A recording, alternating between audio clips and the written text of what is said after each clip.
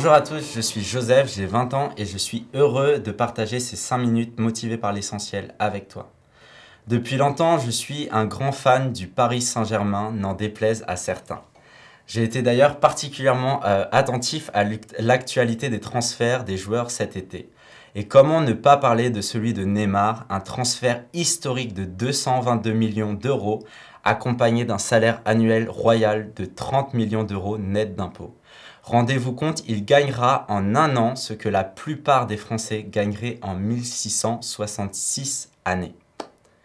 La valeur de Neymar a été estimée par sa clause libératoire à la somme de 222 millions d'euros. Et en voyant ça, je me suis posé cette question. Quelle est notre valeur à nous ? Rares sont ceux qui connaîtront un transfert financier entre deux clubs, même si je vous le souhaite si c'est votre rêve. Mais est-ce qu'on ne mesure pas notre valeur à d'autres critères ?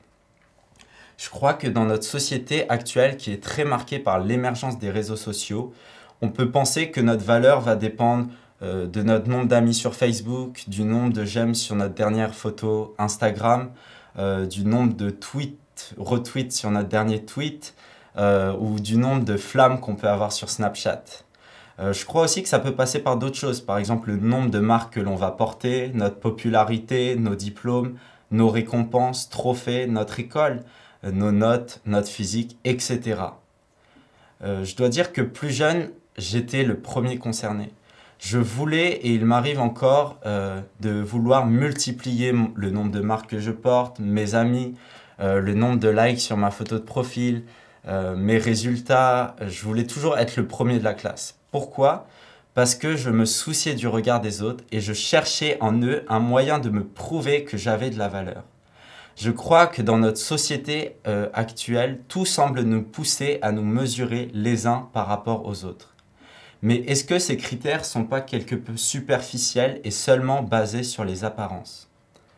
La Bible nous dit dans 1 Samuel 16:7 que l'homme voit à ce qui frappe les yeux, aux apparences, mais Dieu regarde au cœur.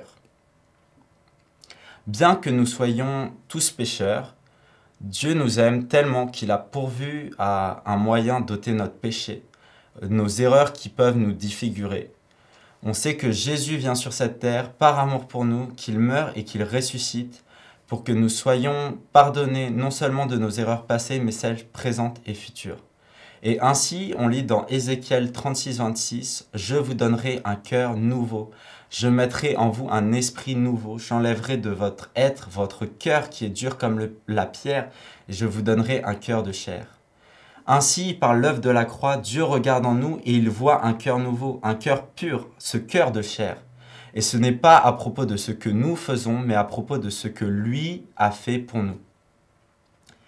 Et j'aimerais dire aujourd'hui, certes, la grâce de Dieu nous est offerte, mais elle n'a pas été gratuite. Elle a coûté le prix fort, la vie du Fils unique de Dieu. Notre valeur est donc tout simplement inestimable. On lit dans 1 Pierre 18 que ce n'est pas par des choses corruptibles comme l'argent ou l'or que nous avons été rachetés de la manière de vivre dépourvue de sens que nous avaient transmis nos ancêtres, mais par le sang précieux de Christ qui s'est sacrifié comme un agneau sans défaut et sans tache pour nous. En réalité, j'aimerais te dire que tu vaux bien plus que 22 millions d'euros. Et Neymar, lui aussi. Le plus grand transfert de l'histoire, c'est tout simplement toi et moi. C'est toi et moi qui passons d'un cœur de pierre à un cœur de chair, qui passons de la mort à la vie. Ce transfert n'a pas pu être acheté par l'argent, l'or, par les likes sur les réseaux sociaux, par nos amis Facebook. Ça a été payé par Jésus-Christ seul. Et aujourd'hui, j'aimerais vraiment nous encourager à nous aussi ne pas regarder aux apparences des autres, mais à regarder au cœur. À regarder au cœur tel que Dieu les voit et à prier pour eux que si ce cœur est encore un cœur de pierre, qu'ils puissent passer eux aussi à un cœur de chair et être ainsi rachetés dans la nouvelle équipe que Dieu souhaite avoir.